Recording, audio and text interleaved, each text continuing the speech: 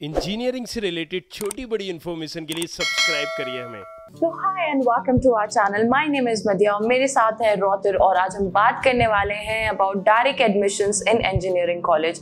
So हमसे बहुत सारे स्टूडेंट्स ने क्वेश्चन पूछे थे, उनकी बहुत सारी क्वारीज हैं कि हम इंजीनियरिंग कॉलेज में डायरेक्ट एडमिशन कैसे ले सकते हैं। तो रोतिर, अगर स्टूडेंट्स को लेना है डायरेक्ट एडमिशन इंजीनियरिंग कॉलेज में तो क्या प्रोसेस होता है? इससे पहले क्योंकि हमने बताया हुआ था कि आप लोगों को चॉइस फिलिंग खुद से करनी है, राइट। आप जब भी यहाँ पर किसी भी कॉलेज की अगर हम बात करते हैं तो पहले तो यूनिवर्सिटीज होते हैं। यूनिवर्सिटी मतलब वो खुद से ही एग्जाम्स ले रहे हैं, सारी चीजें खुद से कर रहे हैं। लेकिन दूसरे वो होते हैं जो कॉलेज होते हैं। अब ये जो कॉलेजेस हैं ये किसी न किसी यूनिवर्सिटी से एफिलिएटेड होंगे। तो अगर मध्य प्रदेश की बात करें या फिर हम बात करें राजस्थान की, यूपी की या फिर पंजाब की, सो हर जगह कोई ना कोई कॉलेजेस किसी न किसी से एफिलिएटेड होता है यूनिवर्सिटी से। जैसे कि अगर आपको एमबीए करना है तो आप क्या करोगे, पुणे यूनिवर्सिटी से करना है। पुणे यूनिवर्सिटी क्यों? क्योंकि पुणे यूनिवर्सिटी की एक डिमांड है, राइट। इसी तरीके से अगर मध्य प्रदेश से इंजीनियरिंग करना चाहते हो तो आरजीपीवी यूनिवर्सिटी की एक डिमांड है। तो आरजीपीवी पहले यूनिवर्सिटी करना है, लेकिन आरजीपीवी यूनिवर्सिटी में भी 150-200 से ज्यादा कॉलेजेस हैं, राइट। तो हमें ये भी देखना है कि उन तमाम 200 कॉलेजेस में अच्छा कौन है। ऑब्वियसली जो यहाँ प्लेसमेंट देगा, ऑब्वियसली यहाँ पर अप्रूव्ड होना इज समथिंग डिफरेंट, लेकिन जो फैसिलिटीज आपको दे रहा है वो कौन सा बेटर कॉलेजेस है। तो वो तमाम चीजें पैरामीटर्स होते हैं जो आपको ध्यान में रखने हैं। सो अगर हम लो फीस की बात करें, जैसे स्टूडेंट्स ने हमसे पूछा कि उनको लो फीस करवानी हो एक कॉलेज में, तो वो कैसे करवा सकते हैं? देखिए ऑलमोस्ट मैं आपको बता दूं 99% कॉलेजेस जितने भी एमपीए, सारे के सारे कॉलेजेस में फीस आपकी या तो लो हो जाती है, माफ हो जाती है। माफ होने के भी बहुत सारे तरीके होते हैं। मेधावी छात्रवृत्ति योजना होती है, टीएफडब्ल्यू राउंड होता है। टीएफडब्ल्यू राउंड में भी इजीली मिल जाता है, बच्चों को पता नहीं होता है। आप पूरी फीस अपनी माफ करवा सकते हो, राइट। पूरी की पूरी फीस माफ करवा सकते हो अगर आपकी 12th में यहाँ पर 75% है, या फिर अगर आप सीबीएसई बोर्ड से आपने किया है तो आपके 85% होना चाहिए, एमपी बोर्ड से आपके 70% होना चाहिए। तो अगर 70% है तो फिर यहाँ पर भी आपकी फीस माफ हो सकती है, लेकिन पता ही नहीं है स्टूडेंटों को, राइट। अब ये मध्य प्रदेश गवर्नमेंट आपको देती है एनुअल इनकम अगर 8 लाख से कम है, एमपी बोर्ड में 70% है और सीबीएसई बोर्ड में 85% है। सो आप माफ भी कर सकते हैं। अब इसके बाद ये तो रही माफ की फीस। 99% कॉलेज हैं इनकी क्या है कि सीटें भर नहीं रही होती, राइट। एक आध ब्रांच को अगर हम छोड़ दिया जाए, बाकी ब्रांचेस इनकी भरनी नहीं है। तो ये क्या करते हैं कि कहीं ना कहीं एक तरह से ब्रोकिंग सिस्टम भी वहां पर है। दूसरा एक क्या है कि इन्होंने एक फैकल्टियों को दूसरे लोगों को लगा रखा है, राइट, लगा दिया है उन्होंने कि जाइए एडमिशन लेके आइए। अब उनका काम पढ़ाने की जगह कई जगहों पे फोकस यहाँ हो गया, तो बहुत सारे कॉलेजेस इसमें इन्वॉल्व है। अब प्रॉब्लम क्या है कि जब भी अगर उन्हें अपनी सीट भरनी है तो सबसे पहले अगर उन्हें कमाना है तो वो सीट भरनी है, राइट। सो वो किसी भी कंडीशंस पे यहाँ पर बोलते हैं ठीक है हम आपकी फीस 60,000 है, डोंट वरी, हम 70,000 कर देंगे, सॉरी 40,000 कर देंगे, 30,000 कर देंगे, 60,000 कर देंगे, राइट। तो ये सारे पैरामीटर्स होते हैं। अब इसमें क्या है कि एडमिशन के टाइम पे कुछ भी कमिटमेंट बोले जा सकते हैं, कुछ भी कमिटमेंट दिए जा सकते हैं, एंड देन बच्चों को बाद में प्रॉब्लम्स होती है जब उनकी फीस चेंज हो जाती है, कमिटमेंट चेंज होते हैं। ऐसे 1-2 नहीं, यहाँ पर बहुत सारे उदाहरण। लास्ट टाइम भी जब हम डिस्कस कर रहे थे बहुत सारे स्टूडेंटों को हमने 1-to-1 लाइव लिया था।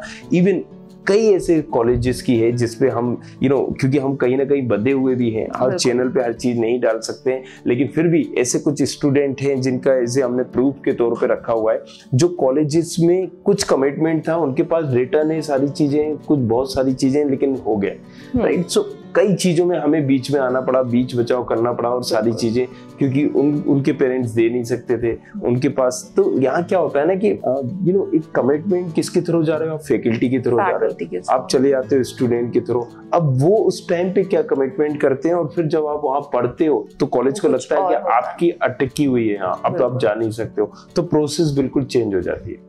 तो एक स्टूडेंट का हमसे क्वेश्चन भी आया रोतिर कि how to choose a right college according to their profile, कि कैसे उनकी प्रोफाइल के बेसिस पे वो एक सही कॉलेज चूज कर सकते हैं। राइट। से अगर हम बात करें कि आप अपनी प्रोफाइल के अकॉर्डिंग, क्योंकि ऑब्वियसली हर इंसान की हजारों में रैंक नहीं होगी, किसी की लाखों में होती है, किसी की 10-10 लाख होती है, किसी ने JEE नहीं दिया। अब आप अगर JEE नहीं देते हो ना, तो आप पहली चीज तो ये है आपके साथ कि आप एक नंबर जिसका JEE का है उससे भी आप गरीब हो गए ना, बिल्कुल, तो आपके पास वो भी नहीं है। अब प्रॉब्लम ये है कि ऑब्वियसली यहाँ गवर्नमेंट कॉलेज फिर मिलेंगे नहीं, गवर्नमेंट कॉलेज मिल सकते हैं अगर आपने 12th दिया है, लेकिन वो ब्रांच वो नहीं मिलेगी जो आप चाहते हैं, है ना। अगर आपको कोई भी ब्रांच चाहिए तो हाँ जरूर मिल जाएगा आपको।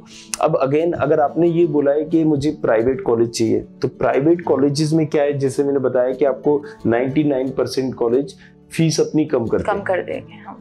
उस पे भी हमने एक सेगमेंट बनाया हुआ है, बहुत सारे रिव्यू हमने लिए थे और स्टूडेंटों से पूछा था, तो उसमें एक चौंकाने वाला ये चीज आई थी कि एक दो ने कई स्टूडेंट एक ही क्लास में जो बैठे हुए हैं उसकी 60,000 फीस है, दूसरे की 30,000 फीस है। तो हमने एक बनाया हुआ है किस कॉलेज में कितनी फीस लगती है, मे बी लिंक में आपको वो PDF मिल जाएगा, नहीं मिलेगा तो नीचे नंबर दिया गया है, आप उस पर जाके कॉल करके पूछ सकते हैं कि इस कॉलेज में पर्टिकुलर जिस कॉलेज में मैं जाना चाहता हूँ मुझे ये फीस बताई गई है, एग्जैक्टली कितनी लगती है, ये कितनी लगेगी मेरी, राइट। सो वो आप पूछ सकते हैं, जाके बेझिझक पूछो, हक से चलो करें इंजीनियरिंग। तो एक लास्ट क्वेश्चन है, अगर हम ब्रांचेस की जैसे बात करी हमने ऑलरेडी, तो कैसे अच्छा ब्रांच चूज कर सकते हैं? Right I am so sorry, आपने इससे पहले सवाल पूछा था कि कैसे हम अपना अच्छा कॉलेज चूज कर सकते हैं प्रोफाइल के बेसिस पे। थोड़ा सा मुद्दे से अपन भटक गए। तो उसमें हम अगर कॉलेज की बात करें तो आपको पहले ये देखना है कि मुझे CS चाहिए, EC चाहिए, IT चाहिए। CS में आप ये अनुमान लगा सकते हो कि 2 कॉलेजेस को छोड़ दें, अगर आप 2-3 कॉलेज इंदौर के छोड़ दीजिए, 2-3 कॉलेज भोपाल की छोड़ दीजिए। अगर आपको जबलपुर में चाहिए, ग्वालियर में चाहिए, तो यहाँ ऐसा कुछ क्राइटेरिया नहीं है, राइट। सारे कॉलेजेस में डायरेक्टली 12th के बेस पे भी एडमिशन हो जाता है, राइट। अब यहाँ पर ये जरूर हो सकता है कि 2-3 कॉलेजेस में, शुरू के 2-3 कॉलेजेस में आपको CS के ब्रांच के साथ प्रॉब्लम आ सकती है। बाकी आई डोंट थिंक सो किसी भी ब्रांच में आपको कोई प्रॉब्लम नहीं आएगी। और प्रॉब्लम नहीं आती है तो फिर अगेन जो मैंने बताया कि कॉलेजेस को अपनी सीटें भरना है, 500 सीट, 1000 सीट लेके बैठे हैं तो उनको सीट भरना है, तो वो वहां पर होती है बार्गेनिंग सिस्टम। अच्छा, ये सबसे ज्यादा बार्गेनिंग में रोल जो प्ले करते हैं, बिगाड़ते हैं, वो एक बिगाड़ते हैं फैकल्टी, क्योंकि इन पे एक प्रेशर होता है कि आपको एडमिशन देना है, और उस प्रेशर के चक्कर में फॉल्स कमिटमेंट कर देते हैं, कुछ भी कमिटमेंट कर देते हैं, राइट। सो उस कमिटमेंट के चक्कर में बच्चे ने ये मान लिया है, वहां पर सारी प्रोसेस कर दी है, एंड देन अगेन अब जब वो पढ़ता है, जब जाता है, तब पता चलता है इतनी फीस नहीं, इतनी फीस थी। तो ये जो एक कहीं ना कहीं सेगमेंट चल रहा है, सबसे गलत। अब इन सबके बीच में आप अपना अच्छा कॉलेज कैसे चूज करोगे, कैसे पता चलोगे कि ये मेरा बहुत ही अच्छा कॉलेज है? वहां पर एक्सपोजर होना चाहिए। लास्ट प्लेसमेंट देखिए, अगर आप मैकेनिकल ब्रांच में जाएं तो आप ये देखिए कि उस कॉलेज में मैकेनिकल का प्लेसमेंट कितना है। हमने जो सर्वे किया था, हमने उसमें यही चीज बताई थी। हमने ये नहीं बताया था कि उस कॉलेज का क्लेम CS का कितना है। अब कॉलेज की वेबसाइट में जाओगे, वो हाईएस्ट पैकेज यहाँ पर प्लेसमेंट बता रहे हैं अगर 24 लाख, या हाईएस्ट प्लेसमेंट क्लेम कर रहे हैं 16 लाख। हमें उससे मतलब नहीं है। आपको किससे मतलब है? आप सिविल में जा रहे हो, आप मैकेनिकल में जा रहे हो, मैकेनिकल में, सिविल में या केमिकल इंजीनियरिंग में जा रहे हो, तो आपका उसमें क्या अचीवमेंट है, उस कॉलेज का क्या अचीवमेंट है, उस कॉलेज का क्या प्लेसमेंट है, एवरेज प्लेसमेंट कितना दिया इन्होंने, हाईएस्ट प्लेसमेंट कितना दिया। हम उन चीजों के बारे में बात करेंगे, हम डिस्कस करेंगे उन चीजों के बारे में, राइट। जब आप ये पैरामीटर देखोगे तो आपको एक आइडिया हो जाएगा, रफ आइडिया आपको हो जाएगा कि यार कौन से कॉलेज जिस चीज में बेटर है, राइट। सो कॉलेज वाले अक्सर यही करते हैं, ये चीजें छुपाई जाती हैं, बताई नहीं जाती हैं। वो आपको अगर CS में हाईएस्ट पैकेज गया हुआ तो CS हाईलाइटेड कराएंगे, बिल्कुल। तो इन तमाम चीजों को आपको देखना है, इन पैरामीटर्स को देखना है। और अगेन एक एरा चल रहा है CS IT का, तो ऑब्वियसली CS एक अच्छी ब्रांच है ही, लेकिन लोग CS के साथ साथ IT भी कर रहे हैं। EC भी एक अच्छी ब्रांच हो सकती है अगर आप उसको चूज करना चाहो। सो अगर कुछ और टिप्स आप हमारे स्टूडेंट्स को देना चाहेंगे अबाउट दिस डायरेक्ट एडमिशन के प्रोसेस के ऊपर? राइट, डायरेक्ट एडमिशन तो मेरे हिसाब से यार आपको डायरेक्ट एडमिशन अगर कम फीस पे, बहुत ही कम फीस पे हो रहा है तो आपको करना चाहिए। अदरवाइज किसी भी कॉलेज को राइट नहीं देना चाहिए। इवन किसी भी कॉलेज के पास राइट नहीं होता है कि वो आपका डायरेक्ट एडमिशन ले ले, एक्सेप्ट यूनिवर्सिटी। तो आई डोंट थिंक सो। पूरे मध्य प्रदेश में आप ढूंढेंगे तो गिनी चुनी आपको यूनिवर्सिटी मिलेंगी, 5% भी नहीं मिलेंगी। 95% ये जो कॉलेजेस हैं इनके पास राइट नहीं होता है, DT काउंसलिंग के थ्रू एडमिशंस होता है, आप ऑप्शंस बन के रह जाते हो, बिल्कुल, राइट।